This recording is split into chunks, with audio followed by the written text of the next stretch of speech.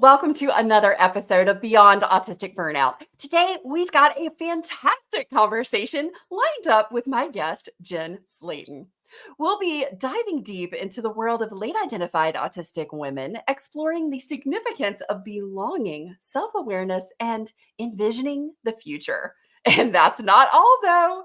This episode also features our special monthly segment, Networking with Brian Coletto. Brian will be sharing invaluable insights and tips to help you navigate your holiday networking events without the burnout.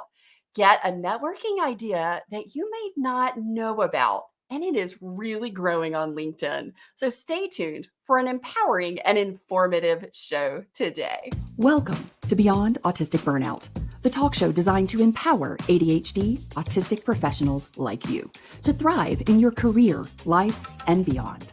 I'm Carole Jean Whittington, an ADHD autistic business professional who's not just surviving, but thriving after decades in burnout. And I'm thrilled to have you here with us. Each episode, I'll be joined by an inspiring guest as we dive deep into transformative strategies and insights. We'll show you how to break free from burnout, ignite sustainable energy, and embrace your authentic self. Together, we'll navigate career challenges, nurture relationships, and excel in every aspect of life. It's time to fuel your success and embark on a journey of empowerment. Let's take this incredible journey together. Get ready to be an authentic leader and unleash sustainable energy in your life. Welcome to Beyond Autistic Burnout. Let's start thriving. Happy Tuesday, everybody. I am really excited to have you all here with us. If you are in our live studio audience, please say hello in the chat box in the comments. We don't always get notified on our end that you're here unless we see you showing up in the chat box. So say hi, let us know where you're joining from, because you could be one of the over 12,475 people who have joined on Spotify alone since last week, guys. Oh my goodness. We have had over 70,000 downloads in this past week. We have had incredible conversations. We've had so many amazing things happening on the show. Are you part of the community? Let us know. And if you're new, welcome. We're so super excited that you're here. This week, we're talking about community and connection and how that is such an important part of our journey. And of course, we have the amazing Brian Coletto for our special monthly segment, Networking with Brian Coletto. Oh, wow. So before we get started, I want to share a little bit more about the Autism and Neurodiversity Masterclass. So if you missed it, last Friday, I had a special segment with the founder and the creator of this incredible masterclass, Rachel Rowe. So if you missed that, hop back one episode and go check out my interview with Rachel. Learn more about this incredible program. And hey, here's a little video. Here's a little insight into the overall impact and the heart for this masterclass. The Autism and Neurodiversity Masterclass is the definitive education package. Authentically Autistic, our 14-module self-paced online program enables you to learn directly from 28 of the world's leading neurodivergent educators, advocates, researchers, thought leaders, and concept originators. Our dream is to make the masterclass available to millions of people around the globe and facilitate a lens change around autism, radically improving autistic people's lives. Why? Because we are passionate about driving life-changing outcomes for autistic people. So what are you waiting for? autismmasterclass.com. And guys, this is amazing because I've got a special code just for our audience. When you log into masterclass.com, you can use the incredible discount code for the first 50 people. And guys, these suckers are getting snatched up already. Rachel gave me a head count and there's not many left. So if you're interested, please make sure you go ahead and do this. The masterclass discount code for our community is Mind Your Autistic Brain MC. And I'll have that in the show notes so that you guys can use that and go get your discount on this incredible course. All right, guys, it is time. It is that time. It is time to bring on the amazing Brian Coletto as we talk all things networking as ADHD and autistic professionals. Hey, Brian, welcome to the show. I'm so glad you're here today, my friend. Hey, Carole Jean. Great to be here. How are you? Oh my goodness. So you had some super hopping events happening in October, did you not? From the Haunted House Productions Ghost Walk Tour in downtown Cranford. What was your favorite part of the Haunted History Productions Ghost Tour?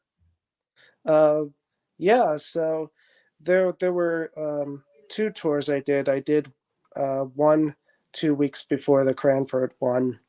Um, the one 2 weeks before was in Woodbridge, and yeah, the the Ghost Walk tour was pretty awesome. Uh, my favorite parts are probably just walking around and guiding the groups. That's my favorite part of doing that. And then um, my way of paying for being part of that is the social media that I do, um, advertising that. And I've been participating in a couple of Ghost Walk tours now for 3 years in a row, 2021, 22, and 23. Oh, Brian, I love that. And guys, that is a really good tip that Brian just gave you. And I kind of like it too, because sometimes I'm like, I don't know what to do. Like, give me a job so I have a task, then it makes it a little easier to like interact and engage. So sign up, volunteer to, be a group leader, tourism, a tour guide. I love the other tip that Brian had there. Is like, hey, I actually do some social media posting in exchange for my ticket cost. Hey, there's some great ideas right there. Holy cow. We hadn't even gotten into the conversation for real. So Brian's already dropping some great tips and nuggets. So we do want to give a big shout out to your good friend, Jennifer Wilner, who won the Small Business Person of the Year award from your local Woodbridge Metro Chamber of Commerce. And I would just love for you to share a little bit about how you met Jennifer and how this part of your networking connection has really empowered and impacted your networking journey there at the chamber. Well, I first saw a few mutual connections through Facebook for one, and then I decided to reach out via a phone call during the pandemic in the fall of 2020, 3 years ago. And I joined a couple of virtual calls before I made the decision to join her group that she runs, Business Connects, which used to have a virtual chapter, but as of right now, they don't. Um, I don't know if it's something that could happen again in the future, but um, yeah, that's how I first met Jen. And it took until uh, spring of 2021 when I first met her in person. And then it took a little while until I saw her again in person after that because I had gotten stuck in a huge Clubhouse craze at the time in 2021, which was the audio app where everybody was having never ending cocktail party happy hours. Oh, yes, definitely. It was big in 2021 for sure. And you guys have had sort of this connection and have fostered that relationship over the years through all of this, which I love. And then you also had your 2023 awards dinner for the company that you work for, which is ESW Occupational Services there in Edison, New Jersey. Oh, what was probably like the highlight of that event for you? Probably the shout outs that I got from my director, um, which involved groups that got community awards that I connected him to, which were the Action Club of Edison, that Action Club with a K, not a C, as their branch of Kiwanis, and also the Woodbridge Chamber, which I connected my director to. Oh man. Guys, do you see how this works? Do you see how this is just so incredibly impactful? Brian was like the hub that said, "Oh man, I've gone out to all these chamber events. I've met these different companies and these people. I'm going to bring it back to my home business and introduce my director."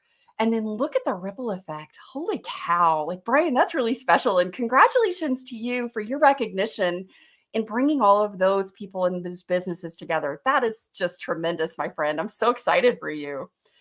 So I Thank know you. that you've got this great tip, and you shared something this past month, which I loved. So LinkedIn has these new audio only spaces. And this is where you can set up like your own audio group or room event. People can join. There's no cameras, guys.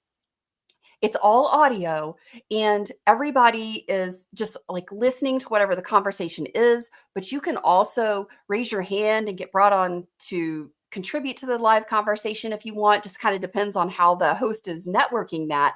But Brian was sharing, oh my gosh, I'm joining some of these new audio spaces over on LinkedIn right now.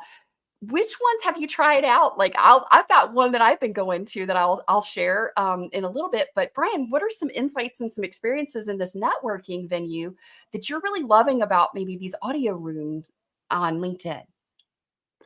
Well, what I like about the rooms on LinkedIn is that they're intentional.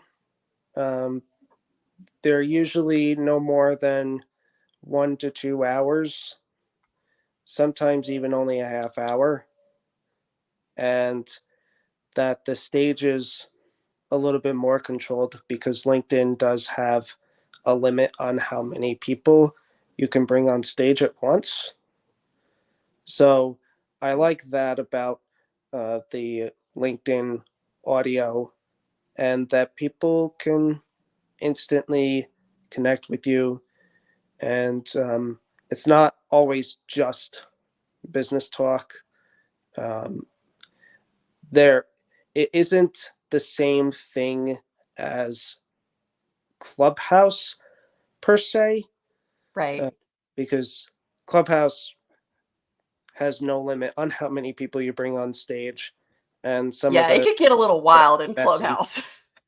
Yeah, yeah, I definitely. do like that part too, and I love that you bring that up because, if you're like me and you have an auditory processing delay, there's not closed captions unless you wanna add those in on your screen. Like, if you're on your PC, you can do that, which is nice, and hopefully they'll catch up to the accessibility part of that for us, soon. But I do like that a lot of the ones that I go to are like 30 minutes, and it's not a ton of folks all talking at one time because it can get a little overwhelming. So I love that you mentioned that. Brian, as we're wrapping up, we're moving in and we're in November. We're coming up here in the States to Thanksgiving. And then we've got all of the holidays. We've got Christmas, we've got Hanukkah, we got Kwanzaa, we got all the big events coming up in December. And we can get flooded with lots of networking invitations and events and opportunities. And I know for me, I want to say yes to a lot of them, or they all look really good. And sometimes I'll overcommit myself. So, Brian, what are some tips to kind of help keep us from saying yes too much so that we don't go into burnout, but we're actually doing some stuff that fuels us and energizes us, and it's not like social hangover for 3 days after an event. What you got for us on that? Because I know you got some good juicy tips. Yeah. So um, I say look at the schedule and when everything is scheduled for. And if there's back to back nights, maybe choose which one over the other you really want to go for. Um, this way you can have a little bit of extra time instead of less than 24 hours to rest in between. Or if they're Good one. scheduled on the same night, uh, then I would say if you can wait until the last minute to commit, um, then do that, especially if something is a little further away where weather might factor into play, then you might be able to choose the closer one to go to, and save your car, but also save yourself from weather. So those are some tips that I have. I love that. So if you've got something, it's like 2 days and there's not space in between, like maybe pick the one that you really like the best. I love that tip. That's so good. And the other one is also give yourself a little flexibility for weather because, I know you're in New Jersey this time of year, you guys, have unpredictable weather. You can have a snow one day, some rain or some sleet another. And you definitely want to make sure that if you're driving too far, that you're keeping yourself safe. So have a little weather budgetary spacing in there too. Brian, thanks so much for joining us. We can't wait to see you in December and hear all about how everything's going, what we can do as we're moving into the really heavy holiday season. And guys, one of the tips I want to add to Brian's great list is solidify those events first, like with friends and family that are most important to you, and then sprinkle in your networking events around those. Make sure you're doing the things that are aligned with your core values and the things that mean the most to you first. Thanks so much for being here, Brian. We can't wait till next month. Bye, my friend. Thank you, Carole Jean. Oh man, I look forward to this segment every month. Brian is just always such a delight, and he always has like the best ideas and insights for how we're going forward, how we're networking, and how to just really start navigating the space without going into burnout, without going into like social demand overwhelm. It's so beautiful, and I hope that that has been a blessing and a wonderful way for you to kind of get some additional tips going forward. And hey, check out those LinkedIn audio events if those work for you. Be sure to share with us. Come over and visit on Instagram or LinkedIn and share with Brian and I. Hey, I tried out this audio room, and it was really fun. Or this was so not for me. This was the experience I had. But share with us. We'd love to know. And hey, guys out there in the audience, share in the comment box. What are some networking events, or have you tried an audio room? Have you tried a LinkedIn audio room? Let us know. And if so, share which one that is. We want to share with other people what the opportunities are available out there because networking right now is a really critical part, especially if we're in the job search process. Well, today we are honored to have a remarkable guest with us, Jen Slaton. Jen is a California licensed psychotherapist who brings a wealth of experience and dedication to her work, particularly in supporting late identified autistic women. Her passion for creating a sense of belonging, self awareness, and the Autistic Women's Network is truly inspiring. Welcome to Beyond Autistic Burnout, Jen. Oh my gosh, I'm so excited to have you here. Hi, I'm so excited to be here too. Thank you so much for having me. Jen, you and I met over on Instagram with our mutual friend Bella, and I have had some live Instagram chats with you and Bella over the last year or so. And I mean, I just love everything that you do and the heart in which you show up with. And we've had fun, just you and me conversations. And there's so much in your heart and just with your intentionality that I truly cherish. Oh, thank you. Thank you. That means a lot especially coming from you. Love that. And that's one of the things that you and I really align with, and that's creating belonging. And, that's one of the top 3 unmet needs in my spicy global research over the last 3 years. When I looked at what are the most unmet needs that contribute to burnout, one of those is belonging. And you and I both have such a huge heart for creating spaces and curating belonging and creating that connection with people. Can you tell us about the importance of creating a sense of belonging for late identified autistic women like myself and how the Autistic Women's Network is sort of contributing to this and the idea of it? Yes, absolutely. Yeah, actually, it was during COVID that I spent more time on social media. And I started reading a lot on Instagram and other social media, women that got identified late in life or later in life. And we're talking about the isolation, the aloneness, not having any resources. The doctor would give you a diagnosis and then, okay, that's it. There's nothing for you. And that totally broke my heart. And so I decided that I wanted to support this population, this group of women. And I started with small support groups. I started with groups of 5 to 6 late identified women or those assigned female at birth. And it's been phenomenal. I've been doing it for over a year and a half. The groups run for 3 months. And to get people together that have been isolated, haven't known another person like themselves, have been through what they've been through, there's just instant rapport. There's this comfort level. There's unmasking that, one person would say, well, I've experienced this, and someone else would say, me too, and this is what I did. And it was phenomenal. And people have said that it was life-changing to have that experience.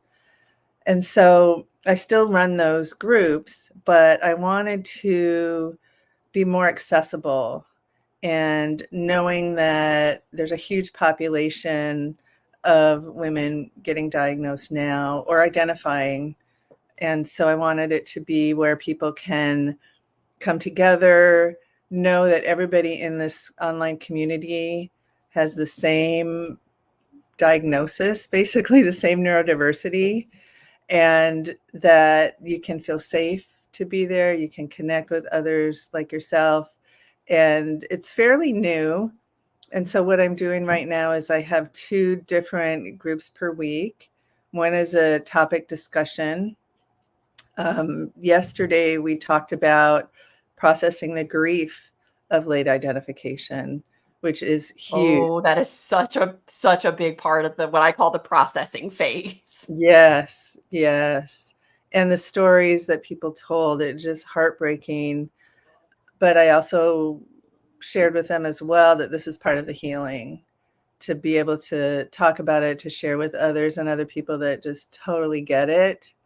You don't have to look at blank faces and, People so that just don't get it. yes, exactly, exactly. And I think we have all had the experience of like the other person's kind of glazed over, and you just, especially as an autistic person, I know when they don't feel it. You Right, pick up on the energy, you sense it, you feel it. And you know, I think that's one of the things that you and I both really kind of connected on originally. And I think why we've continued to stay connected so much is because belongingness, oh gosh, when you've gone your whole life and felt so other and so different, right. and like nobody gets you.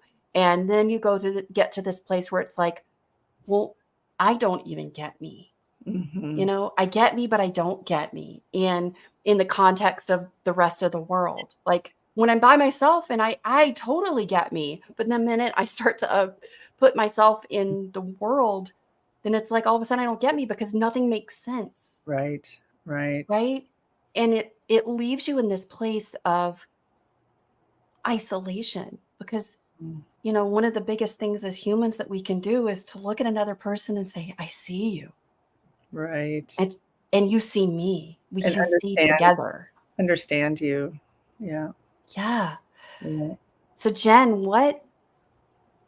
some of the things that we talk about in Unveilers and why this is so important, and I love what you're doing with the Autism Women's Network, is what are the things that you've seen?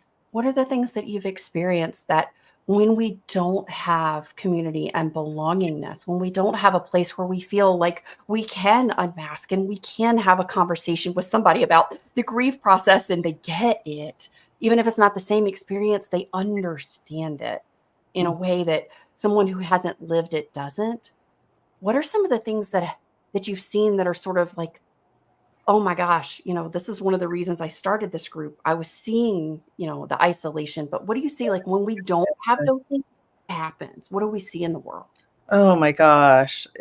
I mean, enormous, like, traits that an autistic person has already that might be some OCD or some ADHD or some sensory sensitivities, those can all be magnified and consume. It's a way of coping with stress, so it can be more consuming or more exaggerated, more depression to the point of feeling suicidal, anxiety, not being able to leave the house. I mean, it's endless, and health issues and, digestive issues and all kinds of things, because it's almost like I get this image of somebody whose like mouth is taped up and left alone in a closet or something, you know?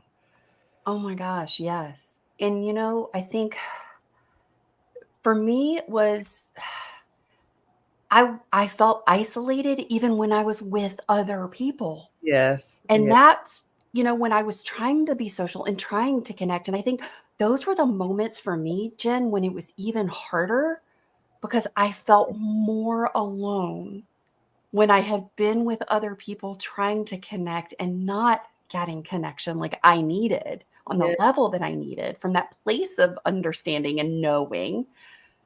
And I mean, if you guys are out there and you felt that way, oh my goodness, I see you, my friend.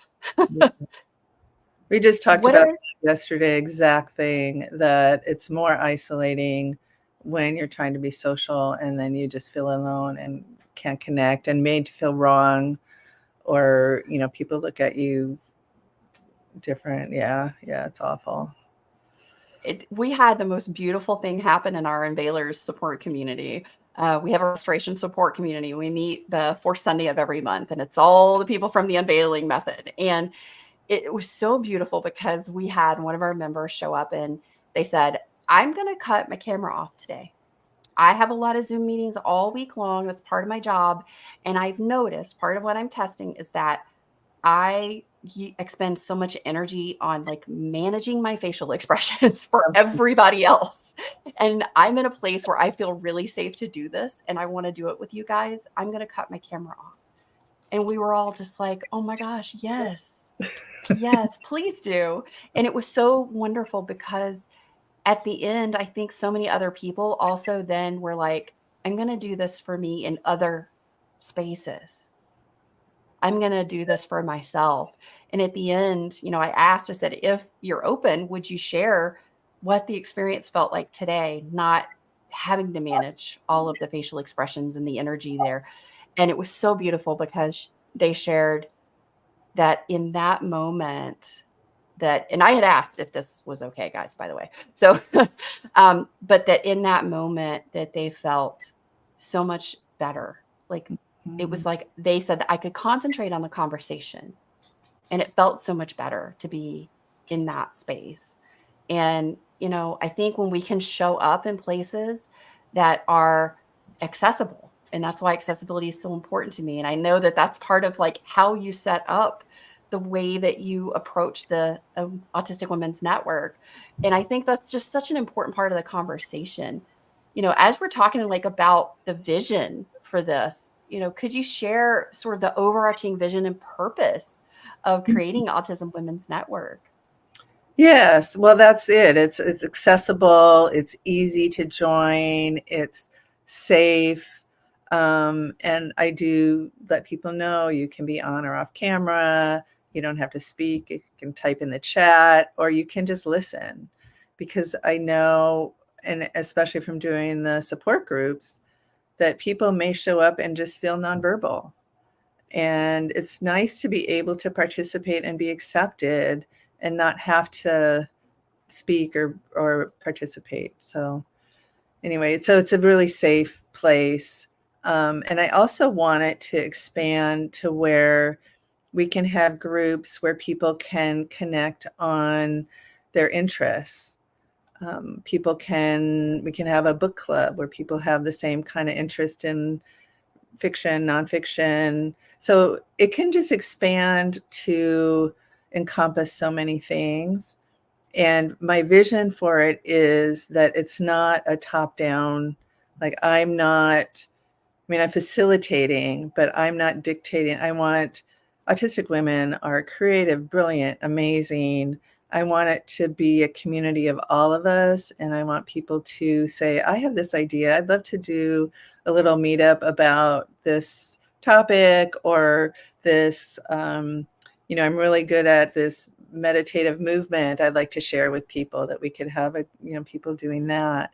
And it's all neurodiverse women, nobody's going to come in and look at you weird. So it just, I think it can just be so healing for people and just a community where people can hang out.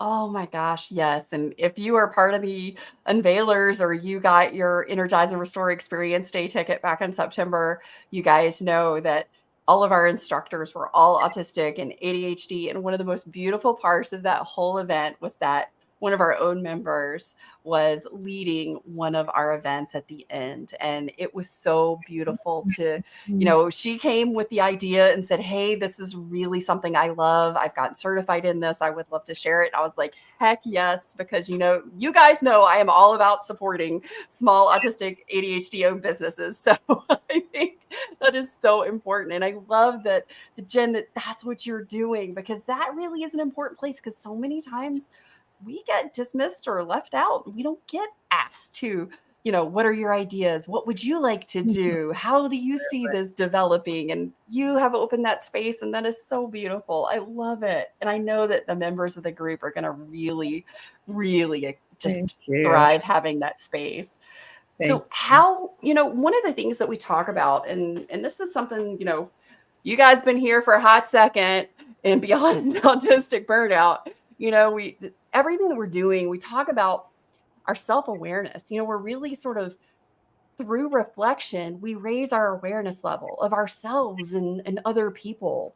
And that's a really big part of sort of, when we do late identify or we've gotten a late diagnosis, anywhere in that late world of like, hey, it's just showing up to the party, there's this massive identity crisis that happens. I mean, I remember the relief and the elation of like, oh my God, I'm not broken. There's a reason that all of this has, my life has been so exhausting and hard, and I've missed all this stuff. And then there's this other part that's just like, holy cow, I'm not who I thought I was. I thought I was this like failing to adult, failed to launch, broken, defective person in the world. And I'm not. But now who the heck am I? Exactly. That's so huge. Yes, it really is. And I know that, part of what you're creating with the Autistic Women's Network is to foster spaces for self-awareness. How are you sort of facilitating that? How does that happen in the group? Yes. Well, I mean, to be honest, a lot of it happens naturally when people start sharing, and it's like, I don't know, almost knocking down a bunch of dominoes. It really is. You just crack the door and it all happens. Because we're so desperate to have a conversation on this stuff. Yes, yes.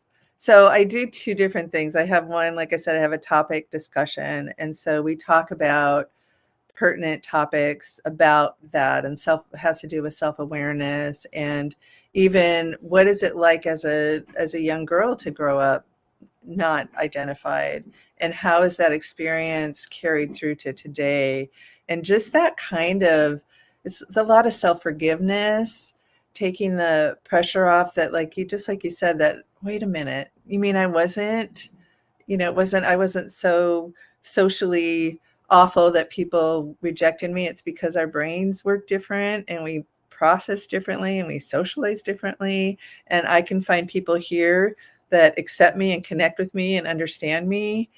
I think the self-awareness is just integrated into everything. The other group that we meet is a less structured, kind of a Q&A, bring up what's going on with you in present day or something you've been thinking about. And so it's a more free-form discussion. And that's the key, is to understand your own neurology and what works for you, what doesn't, being on camera, off camera, skipping, I'm not coming today because I just don't have the energy for it, that kind of thing, just honoring who you are. Oh my gosh. That is such an important part, because, the load of shame and guilt and that internalized inner monologue that has been so cruel. Yes. The voice that we have heard for so long saying, what's wrong with you? suck it up, buttercup. Everybody else seems to have figured it out. Why haven't you? And Yes, you're yes, putting in like 900% more than everybody else and still not getting the same results. And it's so frustrating. And you're yeah, like, it was kind of like what Imbriciano said in the clip last week. She was like, I'm sitting over here and I am struggling. I am doing all this stuff. And the guy across from me with half the brains is like doing it no problem. And I'm sitting over here working my tail off and not getting there. And, I think that's such a big part of like the whole self-awareness, but just having that space to have the conversation. It's like, oh, it's starting to allow ourselves to let go of that shame and the guilt and yes, the yeah, responsibility that has been so heavy. absolutely. Yes, And it's through that self-awareness where we start to this self-actualization journey. yes, yeah, and just free yourself of the beating yourself up. I mean, I think some of that is always going to be there, honestly, to a point, but we can hear it. We can say, wait a minute, that's not true about me anymore, you know? Oh, believe me, Wilhelmina will show up trying to keep me safe and she'll say, really, is that what we're doing? And I'm like, no, actually, that's not what we're doing anymore. But I sure appreciate you trying to show up and help me. Wilhelmina is what I named my mind. That's my Cabbage Patch Kid. I love it. I love it. Oh my goodness. All my unveilers, we all name our mind. So we've got some good ones. We've got Cruella. We've got Fred. We've got some really good ones. I can't remember. We did a workshop last year, and it was like the Disney villain list. It was so funny. I loved it. We had Ursula. I mean, it was just wonderful. But it's like we don't sometimes even. I didn't realize it. And Jen, I'm sure this is probably a lot of the conversation. That happens in your groups. It's like, holy cow! I didn't actually realize that. I had these different people, in my head in this monologue, like being so cruel to me. It's just like it had become part of just how I moved in the world. I didn't even recognize that I could like say, hold up. Hang on Yes. a minute. Yes. I don't buy this anymore. Yes, we internalize as children when you can't process and you can't separate yourself from your experience. You internalize those voices that come from parents, from society, and even, like you said, as a way to keep us safe from, I better not say that because I'm going to feel rejected. So shut up, and that's wrong. And it just has a very negative, even neurotypical people have that as well. It's kind of a human thing that we all do. But when you're traumatized and when you grow up undiagnosed, it's Cruella for sure. Oh man. And she can be so freaking loud and overbearing and 24/7, 365. And you're just like, oh, Yes. Yeah. jeez, go walk the dog, girl. Get out for a Imagine, minute. imagine if this was like the character was behind you talking in your ear the whole time. I You don't have know? to imagine it. But I'm just saying it's inside. If you see it outside, then it's like Oh really, yeah. Yeah. yeah, Oh my yeah. gosh. Like, and it's, my friend Robert Smythe, we had a conversation on his talk show, his podcast a couple of years ago. And, we were talking about the radio that plays in your head. And we don't sometimes, when we haven't had a place to like express to Mhm. other people Oh, all of the thoughts and the feelings that we've had because we've held them in. And I think that's kind of part of maybe just some of the trauma response is unidentified folks that we carry. And it's like, oh my gosh, just to be able to utter these things out loud mm. to other people and then to have other people go, oh wow, you're not alone. Yes, absolutely. Absolutely. I need that in my life as I heal my own trauma and stuff. I'll talk to a friend and that all that pressure inside my head just kind of releases. So it's really, really important. And when you're isolated and you're afraid to say anything because people are going to judge you, burnout city, right? Oh, yes, it is. And Yeah. I think one of the things that that I didn't know until the last few years, really. And, I could understand it from like the textbook, like this is how things are supposed to work. And I was like, intellectually, sure, that works. I agree with that. But in application or the knowing of it, the living of it, I was like totally like, I had no idea how incredibly powerful having someone else where you could process out loud the things that you've had going on in your head, no matter how scary, no matter like how dark or terrifying you may think they are, but that you can express that and share that with another person. And it's like defanging the beast is what happened, is how I describe it, when I could get them out. Because, I played a therapist and stuff, but I didn't trust them because I knew they didn't really get me. Right. There was a lack of that true belongingness and connection there. So Right. I never really was honest. I couldn't be because it wasn't a safe space for me. And when you get in a safe space and you can finally have that bravery and courage because you know that you're supported no matter what you say, and you can get some of those things out, Yes. being able to process that. And it's like once you say some of the stuff out loud and you're like, immediately you can go, oh, well, wait a minute. That's not really accurate. But in my head, when I held it in for so long, that had become my truth. Right. Right. Absolutely. And it's definitely a process, it definitely takes time.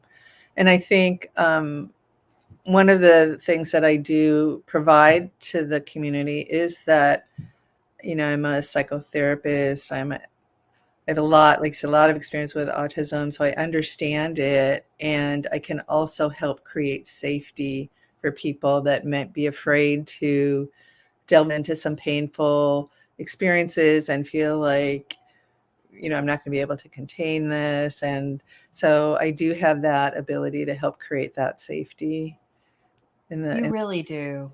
And I love that because it's not just that you don't have just an understanding, you have a lived experience of knowing when it comes to being trauma informed. And you are just one of the most precious, gentle humans. And I just, oh my goodness, like I'm telling you guys, if you have not spent like any time in Jen's world, please go connect with her on Instagram. Go check out the Autism Women's Network, because truly this is just a spectacular person. And in the way that she puts things together, you will be seen, heard, and understood. And I love that about Jen.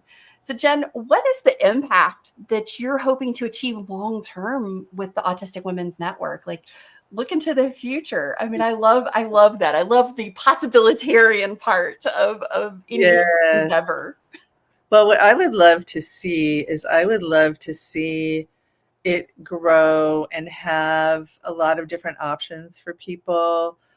The group experience, I think, needs to stay small, not to get, huge groups of people, but just a whole variety of options. And I would love to have autistic women as part of the staff, as part of the creators, because the creative mind of an autistic brain, I think it can just be huge. And I look forward to collaborating with other people and help me think more broadly and come up with other ideas that would support the community.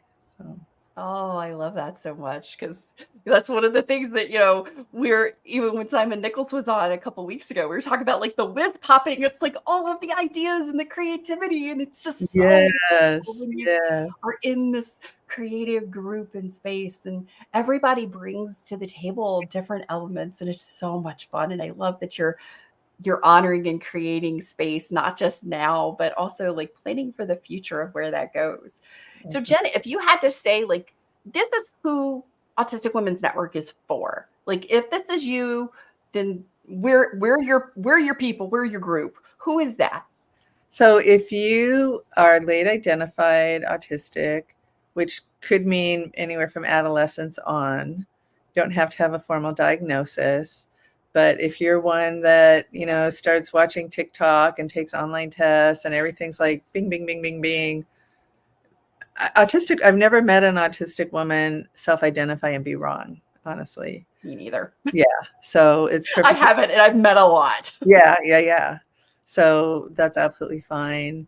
And that's basically it. And as far as gender, it's for people that have the experience of growing up as a girl, whether you're non-binary, if you're a transgender woman, all of those have the same kind of experience growing up. And that's what is the kind of the beauty of it, is that you're just understood and there's that instant familiarity. It's a unique experience. And so that's why I'm just working with that population. Yeah. That makes sense. Yeah. Oh, and I think that that's so important, Jen, because a lot of quote unquote autism experts leave out some of the biggest parts of our community who are transgender, who are non-binary. And I think that's so important because why are we not including some of the biggest parts of our neurodistinct community? That's part of the experience for so many of us, and even having space to question all of that, and I think that's just as important. And I love that you're creating space that is inclusive as well. So thank you for that. Thank you. Yeah, it's so important. Absolutely. So Jen, what is the part about the groups that you've seen, from feedback from your members? What are some of the things that your members are telling you, this was the part that I'm loving? This is the thing that has just been the most healing. I know. Well, I haven't, reached out for testimonials at this point because we are kind of new, but I had a member yesterday tell me, she actually was in the smaller support group and now she's in the community. And she said that she'd been in burnout. She didn't realize it was burnout until she realized, the autism. And then she's like, oh, I'm in burnout. And so she felt like this is really helping her to come out of that. And she's feeling better and better because of being able to, get what we've been talking about this whole time, get that support, that validation. It just, takes the temperature down so much. So it really does. Oh my gosh, yes. I think So Jen, for those, huh? I was just going to say it's a life-changing experience if you've not been around other autistic women. It's totally life-changing. Oh my gosh. Yes. Not only is it life-changing, but the way that you get to communicate is so much easier. It is shorthanding all of the complex overthinkingness and analyzing that we have to do. It's oh my God, I can just shorthand the conversation. It's so fast. And my friend Jen and that I had Conley, I had her on this show a couple weeks ago, and she has the Squirrel Crew. And I just love it so much because we get in there as autistic, ADHD entrepreneurs, and it's the shorthand of conversation and how fast, because of the nonlinear thinking, when we're helping each other come up with ideas. Oh my gosh, yes. So if you have not yet experienced community like this, oh my goodness, you are in for such a life-changing treat, my friend. You really are. So for those who might be interested in joining, how can someone become a member of the Autistic Women's Network, Jen? Yes, it's very easy. So if you go to, I think the links are somewhere for people to access the autism360support.com. Yep, it's down in the show notes. Okay, yeah. So then we have the Autistic Women Support Network is part of that URL. And you can sign up. It's the first 30 days are free. Then it's only $15 a month after that. And if you can't afford it, you just contact me because I want this to be accessible. So I've given away free memberships. I mean, I don't want to, but yeah, I'm totally happy to do that because I want people to have access. And that's why I've created it to be really accessible. Yeah. Oh, we've got a comment from one of our live studio audience members over on YouTube, and they're sharing, I just found out last November at age 57 that I'm autistic. Welcome. I'm so excited you're here. Yay, congratulations. Said it answered 1,000,001 questions from my entire life, and the figuring this out literally saved my life. Yes. Yes. Yes, it does. It is life-saving. This past year has been very hard for many reasons, but also The shock of it all. Yes, and Yeah. that's kind of like what Jen and I were talking about, that processing phase. And it is just, it's almost like this massive and is sort of this identity crisis that we go through, and it is the grieving process. And Mm-hmm. it's the just being angry. Yes. How the heck could you have missed me for so long? How did you not see this? And the what would have been possible had I known sooner? Yes, Mm, absolutely. what would I have avoided in the hurt had I known? Yes. It's so important to go through that with support, Yes. and you can get to the other side of that. You don't stay in it. But if you're by yourself, it's pretty hard to let yourself go down into those feelings. So it's important to reach out for sure. It really is. And it's one of the places that I think community and having that place where you can safely unmask and you can start to decloak, to have these conversations, because it really is easy to get stuck in those. And a lot of people do for a long time. And it's such a beautiful place, because where people usually meet me is like, they have, the reason that they ended up getting identified is they were probably in the worst burnout of their life. And they have started to go through the processing phase. And then they're like, well, okay, I get it. I'm sick and tired of just being pissed off or sad. And I don't know who I am now, but and I know that I'm in burnout and I just want my freaking life. And that's usually where I meet people. Yeah. Yes. But Yes. you gotta have these places to process through all of this. Mhm. Right. And you guide Yes. people through to that other side of it, right? That Yeah. And when you don't necessarily have, if you have been in burnout for a long time, and guys, when I say long time, sometimes this has been for decades. For me, it started at the age of 6 and it went into my 40s. And I was on some degree of burnout that entire time. And when that's been your experience, sometimes you haven't had the energy to create those support networks and those relationships, or you've tried with the energy that you have and you can't sustain it because you're exhausted and you Right. don't have the bandwidth for it. And so when you do come to this place in late identification, it's really important, if you are looking around and you're like, I really don't have anybody I can talk to, or I've got some people, but I don't feel like they're going to get it, or this is going to be invalidating versus supportive and validating. That's why communities like the one Jen's creating is so very important. And if this is someplace that you are like, holy cow, this is for me, please use the link down in the show notes to connect with Jen, connect with the incredible Autistic Women's Network, and start community, start that support and that journey, and that place that is going to give you a space to really begin to uncover the you that's there already. Because my friend, you already are whole. You are already exactly who you were meant to be. We just got to sometimes uncover and clean off all the gunk that has built up because we didn't know. That is so true. There's such beauty in there. Absolutely.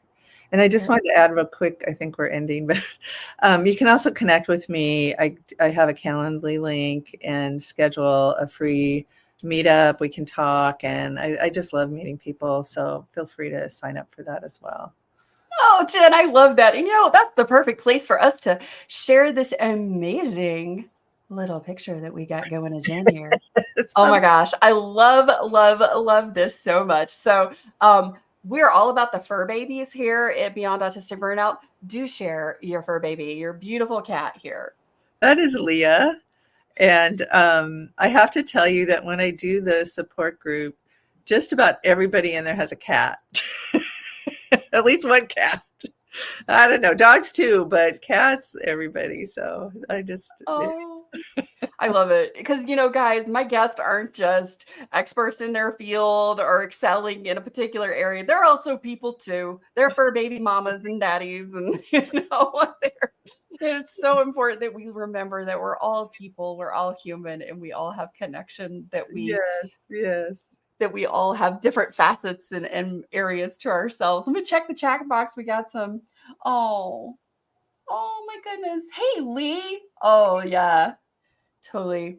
Oh, I'm sorry. Their fur baby passed in September. We're going through that with my my retriever Easter right now. And She was diagnosed with some mast cell carcinoma, and this is the second time it's come back since May. So, and Oh, I feel that. I'm so sorry. Oh my goodness. And worst. Yeah. that's it is. And and I think, Jen, we talked about this within our group over in the Unveilers, but one of the things that I think people don't always honor or recognize is like for me as an autistic person, it's my connection to my pet, my animal Yeah. is it's so much more than that.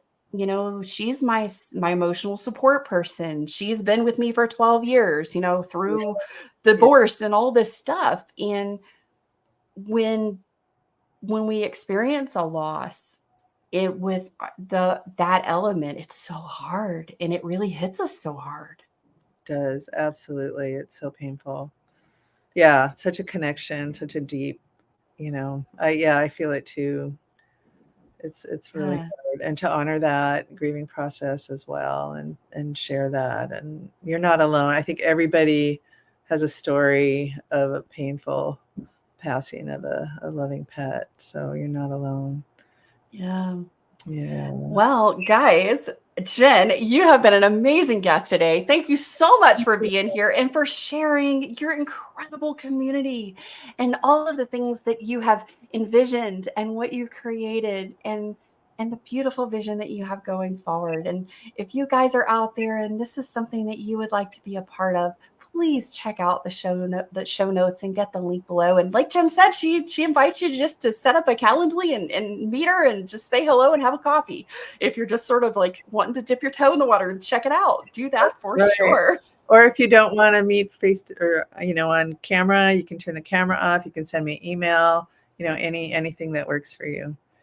Oh, that's wonderful. Well, guys, this Friday at 12 p.m. Central Time, we're going to take our community connection conversation this week, and we're going to talk about what heart-centered community is and how it can transform your journey with my guest, Lauren Ashley.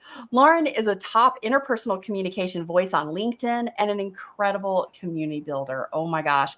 She actually hosts, now you guys want a networking idea here in a group? This is 30 minutes on Fridays, 11:30 Central Time on LinkedIn. Lauren hosts an audio room for women, and it is really powerful. I'm there on Fridays. I love it. So, hey, join us for the fireside chat with Lauren at 11:30, and then come join us at 12 over here at Beyond Autistic Burnout and go a little deeper and learn more about Lauren. It's always a great invitation there. As we wrap up this episode of Beyond Autistic Burnout, I want to remind you of your incredible brilliance, my friend. Embrace your uniqueness and know that your journey is one of strength, empowered by community. I'm Carole Jean Whittington, and I'm honored to be on this journey with you. Stay connected with me for more energizing episodes. Be sure to hit the subscribe or follow button, and let's continue to thrive together. Remember, you have the power to break free from burnout and unleash your authentic self. Until our next empowering conversation, take care and keep shining brightly. I see you, my friend. Join our Spicy Pepper VIP list to be the first notified and get early access to community events at resources.mindyourautisticbrain.com, where you can also take my Spicy Pepper Burnout quiz to begin your first steps to burnout restoration with help and guidance based on your energy levels and unique needs. Never feel like you're in this alone ever again. See you on Friday, guys. Bye-bye. Bye.